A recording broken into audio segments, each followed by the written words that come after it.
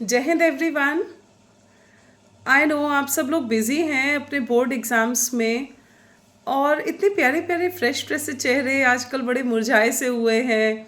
Parents से बात करो तो एक डिस्कशन कि बच्चे का बोर्ड का एग्ज़ाम है, बच्चे से बात करो हमारा बोर्ड का एग्ज़ाम है, खेलना बंद, टीवी बंद, फ़ोन बंद, सब कुछ बंद। इतना टफ है बोर्ड? नहीं, बोर्ड कभी भी टफ नहीं होता। प्रॉब्लम पता है क्या होती है? प्रॉब्लम होती है हमारी अप्रोच कहीं ना कहीं गलत हो रही होती है, और इसीलिए हम लोग हमेशा ये सोच कर चलते हैं कि हमारे बोर्ड एग्जाम्स बहुत टफ है, हम पता नहीं कैसे लिखेंगे इसे। यकीन मानो, आप बोर्ड 6th क्लास से लिख रहे हो, पैटर्न तो वही है ना। जब पैटर्न चेंज नहीं हुआ, बुक्स चेंज नहीं हुई, तो फिर मुश्किल क्या है? सिर्फ ये कि हम दूसरे स्कूल में जाएंगे, दूसरे टीचर्स होंगे, बस। और चेकिंग करने वाले लोगों को हम नहीं जानते, और वो हमें भी नहीं जानते। तो इतनी सी बात के लिए हम इतने स्ट्रेस हो गए, पूरा साल निकल गया हमें स्ट्रेस लेते लेते।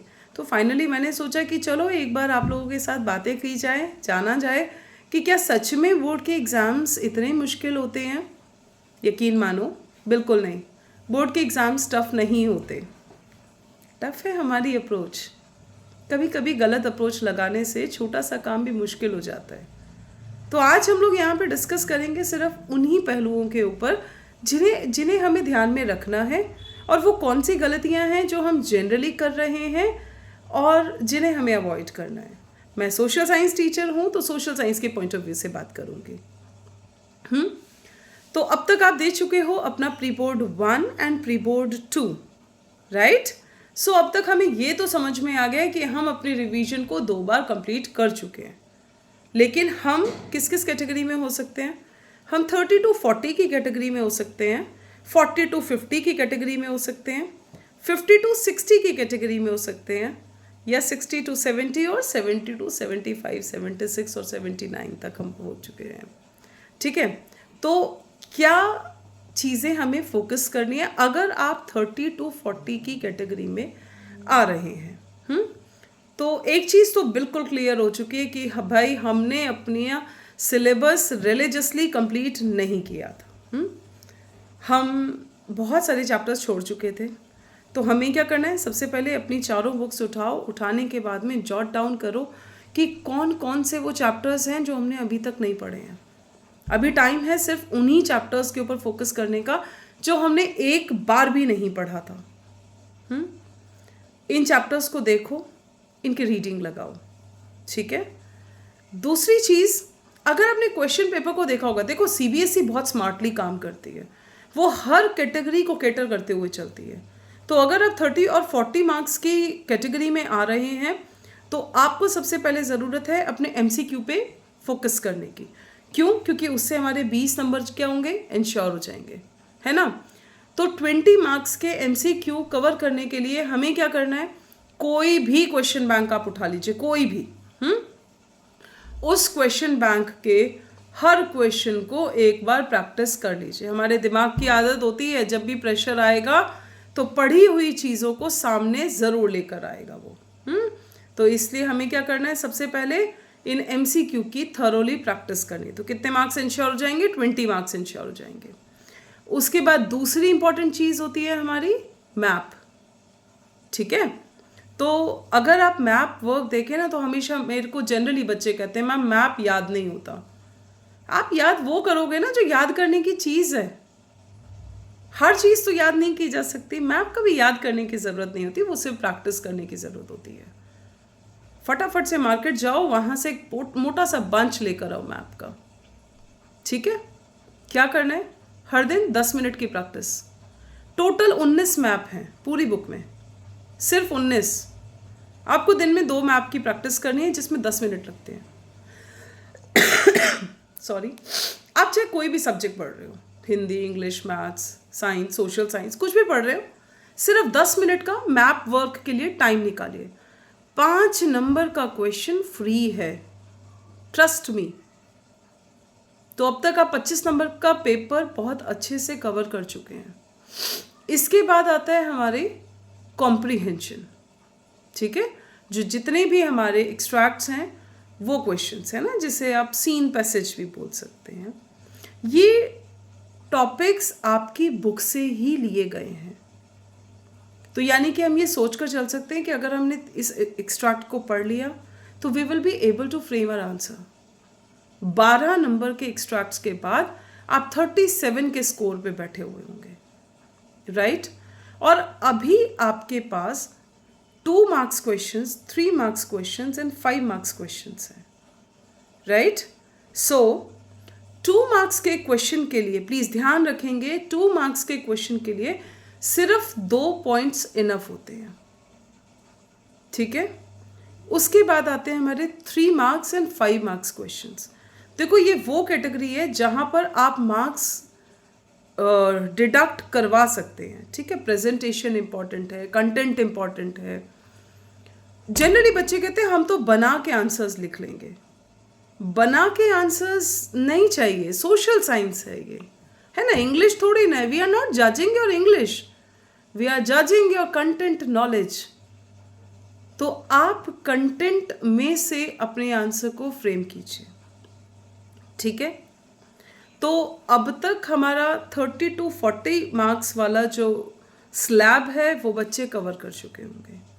अगर आप 40 to 50 के स्लैब में आ रहे हैं तो इसका मतलब ये है कि आपने एक बार अपने चैप्टर को रीड कर रखा है, लेकिन लिखने की प्रैक्टिस आपने नहीं की है। माय डियर स्टूडेंट्स, अगर सोशल साइंस में राइटिंग प्रैक्टिस नहीं है तो आप कितने भी अच्छे राइटर क्यों ना हो, you are going to miss the marks. क्यों? क्योंकि दिमाग से शीट तक आने में एक लंबा प्रोसेस होता है। ये प्रोसेस बिना प्रैक्टिस के बिल्कुल नहीं आ सकता। तो प्लीज़ कोशिश कीजिए ज़्यादा से ज़्यादा राइटिंग प्रैक्टिस करने की। तो कौन से क्वेश्चंस राइटिंग प्रैक्टिस करनी है हमें? हम क्या करेंगे? PYQ उठाएंगे। हर चैप्टर में से देखो ज़्यादा से ज़्यादा 10 टॉपिक होते हैं। 10 टॉपिक से ज़्यादा किसी चैप्टर में नहीं है, तो आपको 10 डिफरेंट टॉपिक्स पर से PYQ उठाना है और इन PYQ की प्रैक्टिस कर डालनी है, ठीक है? हर क्वेश्चन के अपने कुछ कीवर्ड्स होते हैं, ध्यान रखो उन कीवर्ड्स के बारे में। यूज़ करने हैं वो कीवर्ड्स, और उसके बाद उन कीवर्ड्स को यूज़ करके अंडरलाइन करेंगे, राइट? तो PYQ उठाओ और उन PYQ की प्रैक्टिस करो, ठीक है? तो ये वो वाले क्वेश्चंस प्रिपेयर हो जाएंगे जो एग्जैक्टली एग्जाम में आने वाले हैं, क्योंकि क्वेश्चन जरूर घूम सकता है, आंसर नहीं घूमने वाला, आंसर वही रहने वाला है। तो फिर डेफिनेटली हमें क्या करना है? प्रैक्टिस करनी है। तो अब तक हम 50 मार्क्स के स्लैब पर पहुंच चुके हैं। अब आता है हमारा 50 to 60 वाला स्लैब। यकीन मानिए ये वो वाला स्लैब है जिसमें सबसे ज़्यादा मार्क्स कहाँ पर खोए हैं हमने अपने मार्क्स खोए हैं राइटिंग में, ठीक है? यानी अब तक हमारा कंटेंट तो बहुत अच्छा स्ट्रांग हो गया, लेकिन हम उसे डिलीवर नहीं कर पा रहे हैं। प्लीज़ फोकस कीजिए उस चीज़ के ऊपर कि आपकी राइटिंग प्रैक्टिस ज़्यादा से ज़्यादा होनी चाहिए। अच्छा, सबसे मुश्किल जो स्लैब होता है वो होता है हमारा 60 से 70 का, ठीक है? एक बच्चा जब 60 मार्क्स ले आता है ना, तब उसका स्ट्रगल 70 मार्क्स के लिए बहुत स्ट्रांग हो जाता है। तो ये वाला जो स्लैब था, अगर आप 60 पर आ चुके हैं तो अब आपको सैम्पल पेपर प्रैक्टिस करनी है, राइट? आप जितने सैम्पल पेपर्स करेंगे उतना ही ज़्यादा आपकी प्रैक्टिस स्ट्रॉन्ग होगी। कैसे करना है हमें सैम्पल पेपर सॉल्व? 2.5 घंटे का टाइम सेट कीजिए, लेकिन बोर्ड्स में तो हमें 3 घंटे मिलते हैं प्लस 15 मिनट्स रीडिंग टाइम मिलता है। तो फिर हम घर में 2.5 घंटा क्यों सेट करें? ऐसा इसलिए बिकॉज जब बोर्ड्स देने के लिए जाते हैं तो हमारे ऊपर इमेंस प्रेशर होता है। किस चीज़ का प्रेशर? एक नया सेंटर, नए टीचर्स, पता नहीं क्या कहेंगे, हमारी चेकिंग करने लग जाएंगे, फ्रिस्किंग हो जाएगी, पता नहीं क्या क्या दिमाग में प्रेशर आता है, पता नहीं मुझे इस क्वेश्चन का आंसर आता है या नहीं आता है ना? तो हम बहुत सारे प्रेशर से गुजर रहे होते हैं। घर पे तो प्रेशर नहीं है, तो क्या करेंगे हम वो प्रेशर क्रिएट करेंगे 2.5 घंटा अपना एग्ज़ाम का टाइम सेट करके। 2.5 घंटा सेट कीजिए, 2.5 घंटे में अपने क्वेश्चन पेपर को सॉल्व कीजिए। 3 तरह की मिस्टेक्स मिलेंगी। नंबर 1, जो आता ही नहीं है, बहुत अच्छी बात है, हमें यहीं पे ही सैम्पल पेपर में मिल गया कि जो जो हमारे डाउट्स थे, तो वो क्वेश्चंस जो हमें नहीं आते थे उन क्वेश्चंस को अब हमें प्रैक्टिस करना है। नंबर 1। नंबर 2, कुछ क्वेश्चंस ऐसे थे जो हमें आते तो थे लेकिन हमने उनके आंसर्स अपने वर्ड्स में लिखे हैं, यानी कि कंटेंट में कमजोरी थी, है ना। तो हम उस कंटेंट को स्ट्रॉन्ग करने के लिए भी इन क्वेश्चंस की प्रैक्टिस करते हैं। नंबर 3, कोई भी ऐसा क्वेश्चन जिसे सोचने में 5 मिनट से ज़्यादा लगा, वो क्वेश्चन आपके लिए इम्पॉर्टेंट है, उसकी प्रैक्टिस भी आप थॉरोली करेंगे। ठीक है, तो आपने तीनों टाइप के क्वेश्चंस को कैटर किया। सबसे पहली बात, वो क्वेश्चंस जो आपको आते ही नहीं थे, चाहे वो MCQ था, चाहे वो मैप वर्क था, चाहे वो 2 मार्क्स 3 मार्क्स 5 मार्क्स क्वेश्चन था, कोई भी क्वेश्चन था जो आप नहीं कर पाए, वो क्वेश्चन आपके लिए सबसे इंपॉर्टेंट क्वेश्चन है। और देखो कितनी अच्छी बात है कि वो आपको बोर्ड लिखने से पहले ही पता चल गया कि यहाँ पर आपकी कमजोरी थी।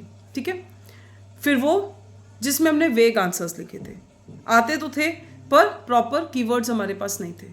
और तीसरा वो जिसे हमें सोचने में 5 मिनट लगे। ठीक है, क्योंकि टाइम तो बहुत इंपॉर्टेंट है ना।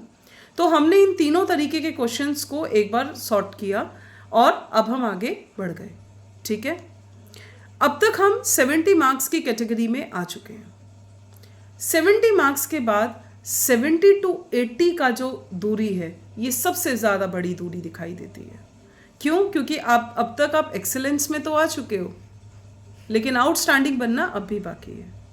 तो आउटस्टैंडिंग बनने के लिए जनरली जो मैंने नोटिस किया है, ये कौन से बच्चे होते हैं जो 70 से 80, बल्कि 70 से 80 भी नहीं, इसे हम इस तरीके से ले सकते हैं कि 70 से 75 और 75 से, तो अब हम ये सोच के चल सकते हैं कि 70 से 75 और 75 से 80 की दूरी क्या है। 70 से 75 वाले जो बच्चे होते हैं, ये वो बच्चे हैं जिनको 1 या 2 क्वेश्चंस में ही डाउट होता है। ठीक है, 1 या 2 ही क्वेश्चंस में डाउट होता है, जिसके कारण ये मार्क्स खो देते हैं। आधा नंबर, 1 नंबर हर क्वेश्चन में, 3 मार्क्स एंड 5 मार्क्स के क्वेश्चंस में आधा नंबर कट गया, 1 नंबर कट गया। तो क्या हो रहा है, फिर वही बात आ रही है कि फिर से राइटिंग की प्रैक्टिस करेंगे।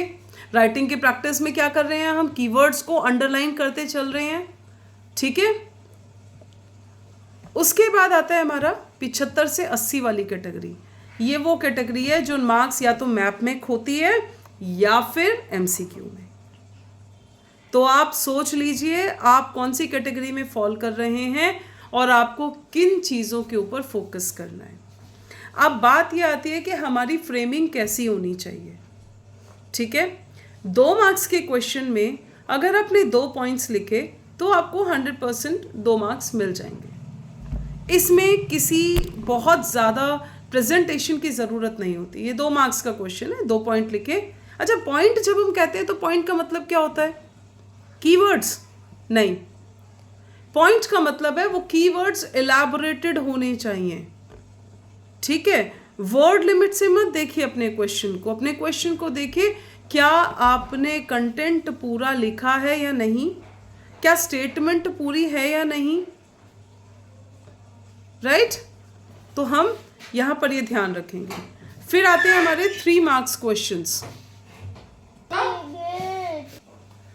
अच्छा, फिर आते हैं हमारे 3 मार्क्स एंड 5 मार्क्स क्वेश्चंस।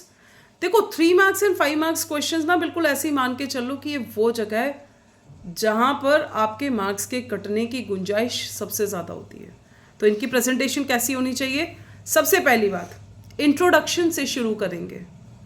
किसी भी क्वेश्चन जो 3 मार्क्स एंड 5 मार्क्स का क्वेश्चन है वो आपके इंट्रोडक्शन से स्टार्ट होना चाहिए। ठीक है, पहली बात, एग्जामिनर को क्वेश्चन के इंट्रोडक्शन से पता चल जाना चाहिए कि वो क्या चेक करने वाले हैं।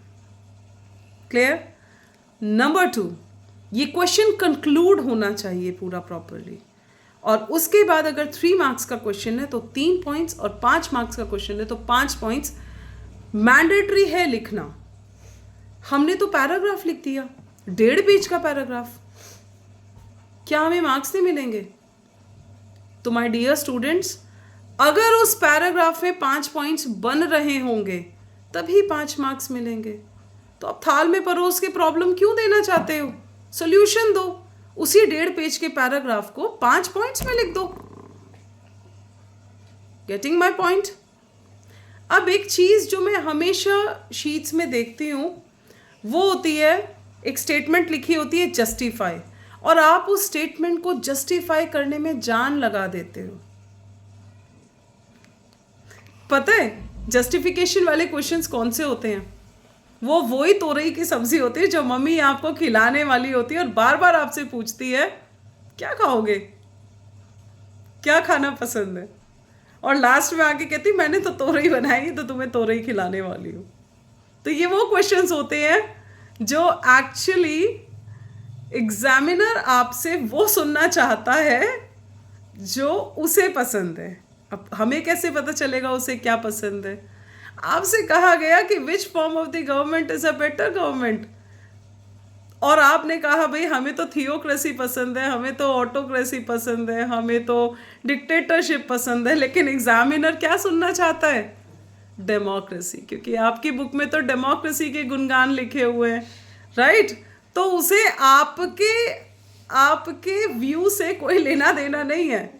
वो ये चाहता है कि जो बुक में लिखा है आप उसी चीज़ के बारे में बात करो। तो प्लीज़ ऐसी स्टेटमेंट्स को रीड कीजिए, रीड कीजिए और पता कीजिए ये लिमिटेशन मांग रहा है या एडवांटेजेस मांग रहा है, राइट? लेकिन आपका जो जवाब है that should be sticked to the your book answer only, ठीक है? तो अपनी तरफ से प्लीज़ जस्टिफाई मत कीजिए। और ये गलती जनरली बच्चे करते हैं और यहाँ पर मार्क्स खो देते हैं, है ना? तो इसके ऊपर हम थोड़ा सा ध्यान देंगे। अच्छा, वीडियो बहुत लंबा हो गया है तो मैं इसे यहीं एंड करूँगी। नेक्स्ट वीडियो फिर से बनाएंगे।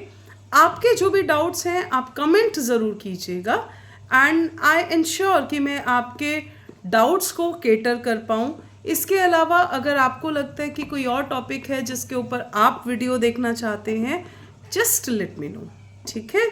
और अपने जितने फ्रेंड्स हैं उनके साथ ये वीडियो ज़रूर शेयर करना। जय हिंद ऑल।